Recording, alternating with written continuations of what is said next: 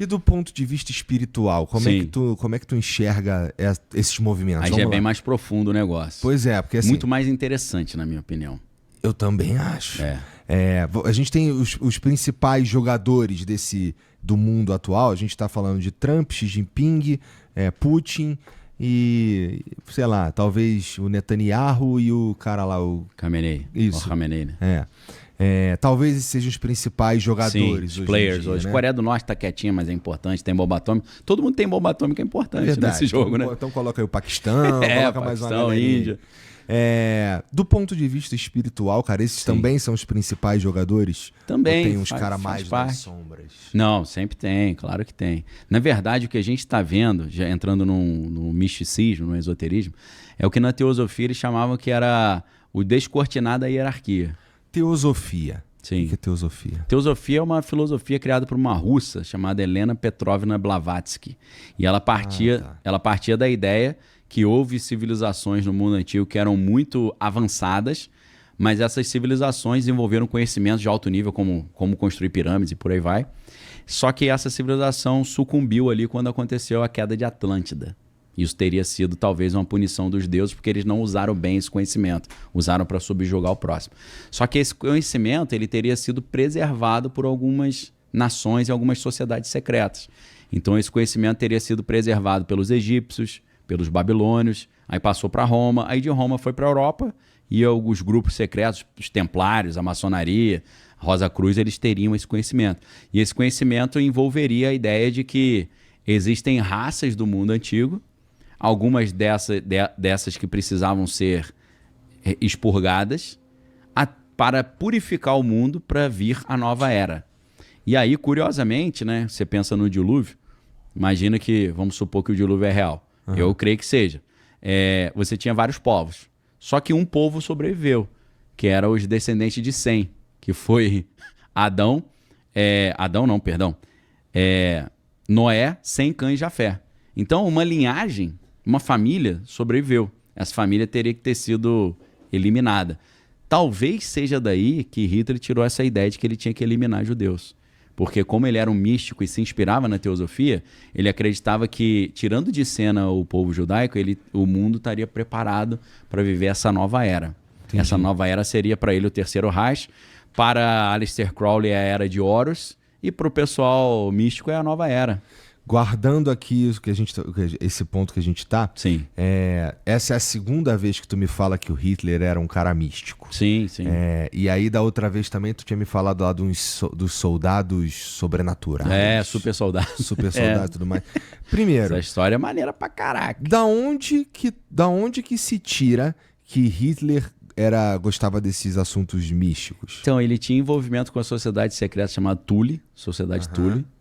E eles estavam procurando um negócio que se chama Vril, que é uma energia espiritual. Eles acreditavam que se eles tivessem posse de determinadas relíquias, eles seriam invencíveis. E sociedade secreta tem muito esse negócio de relíquia, né? Eles gostam dessa questão, porque eles acham que a relíquia expressa uma espécie de poder de espiritual, um poder de domínio. Se tiver aquela relíquia, você consegue dominar a mente dos outros e tal.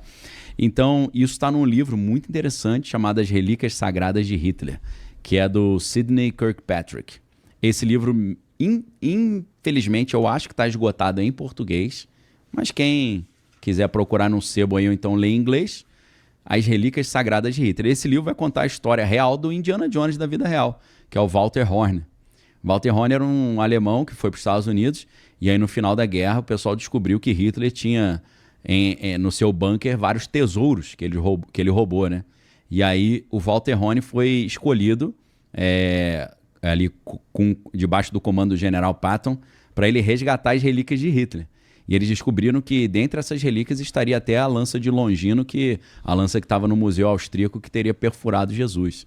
E Hitler acreditava que com de posse dessa lança, ele, assim como a lança furou Jesus, ele ia vencer o mundo cristão ocidental, né, judaico-cristão.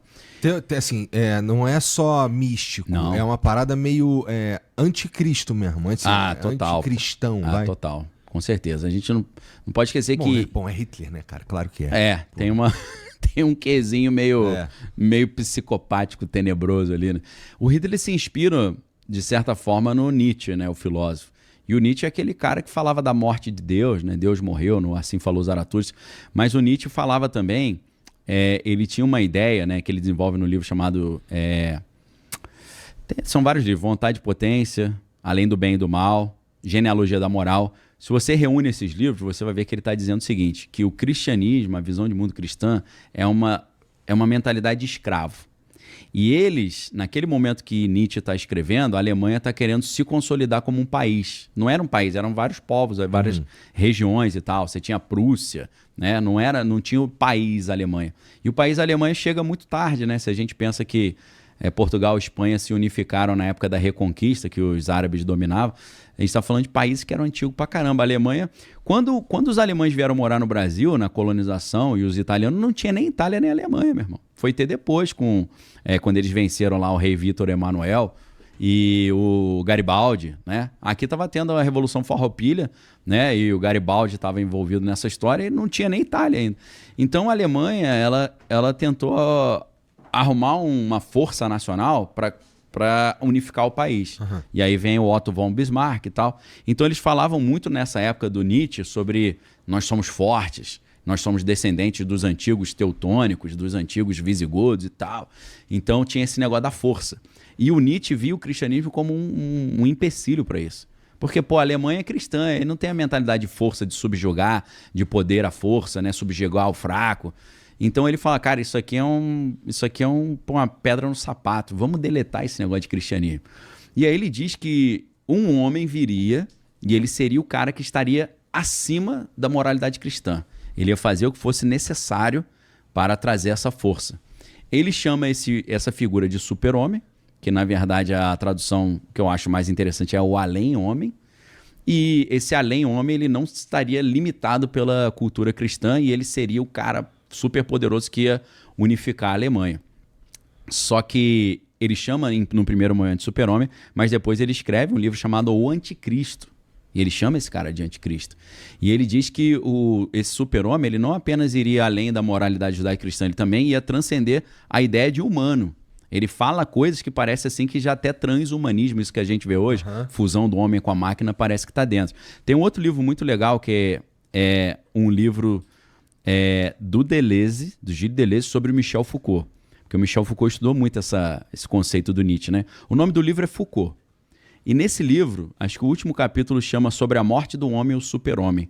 Cara, ele faz uma análise dessa ideia do Nietzsche, da ideia do super-homem, do além-homem, muito interessante. Foucault? Não, o nome do livro é Foucault. E quem que escreveu? É Deleuze. Escreve Deleuze, com Z. D-E-L-E-L-E-U-Z-E.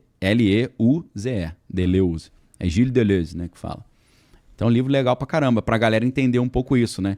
Então, assim, se Hitler se inspira em Nietzsche, ele tem um pouco esse negócio do eu sou o super-homem. Ele se via como super-homem. Na verdade, o que é muito interessante, já outra dica para quem gosta dessas conversas, quando Dostoiévski escreve Crime e Castigo, ele está refletindo sobre essa ideia. Porque Napoleão é uma espécie de super-homem também. Que o cara chegou e falou, meu irmão, eu vou fazer as coisas do meu jeito e acabou. Então ele domina a Europa inteira, monta um império. Então Napoleão é um símbolo desse super-homem também. Só que aí o Dostoiévski, no Crime e Castigo, ele vai falar sobre a história de um cara chamado Raskolnikov, que é o sobrenome, né? O nome dele é Rodion Romanovich Raskolnikov, né? Eu gosto pra caramba, eu lembro dos nomes. E esse cara, ele era um estudante que estava passando perrengue para pagar a faculdade de Direito, se eu não estou enganado, e aí a irmã dele ia casar com um cara nojento só porque o cara tinha dinheiro, e ele falou, pô, cara, eu tô precisando de dinheiro e tal. E aí tem uma agiota lá na cidade que empresta dinheiro para todo mundo, ele fala, pô, vou matar essa agiota, eu vou roubar o dinheiro. Só que aí, meu irmão, o título do livro já é um spoiler, né? O plano vai dar uma zebra nesse plano. Então, esse cara, quando ele fala, não, eu vou matar a agiota, eu quero o poder, eu quero a força, você vê que o Dostoiévski está mostrando a filosofia do super-homem, eu tô acima do bem e do mal. Só que o livro é uma crítica a isso, porque o cara fez isso achando que ele era o bonzão e se ferrou. Tomou bonito. Então, assim, com certeza tem um quê de anticristo no Hitler, porque ele se inspira nessas ideias de poder à força, morte aos fracos, né? Vontade de potência, acima do bem e do mal, eu sou o cara, eu posso, eu domino, eu subjugo. E o Nietzsche era um cara que gostava disso, da força, mas era um cara doente, né? Tava sempre quebrado, né? Então acho que era um sonho da vida dele, né? E aí o Hitler, então, tá bom. Aí o Hitler, ele, teoricamente, ele participava Manjava do Paranauê. E participava da Thule. Sociedade Thule. Provavelmente tinha algumas relíquias ali, porque, que nem você falou, eu não lembro o nome do que você falou. A lança de Longino. Mas teve um cara que foi lá. O Walter Horn, que foi. Só que o cara chegou lá onde tava o bunker com as relíquias, não tava lá, meu irmão, o nego levou. Ou não estavam lá pra valer, né? Não, dizem que levaram pra Argentina, eles esconderam em algum outro lugar. A gente não sabe onde tá. Fortunas, né? Os caras não brincavam em serviço, né? Os caras tinham plano B, C, D, E. Tanto que eles perderam a guerra, mas a elite foi toda trabalhar nos Estados Unidos, né?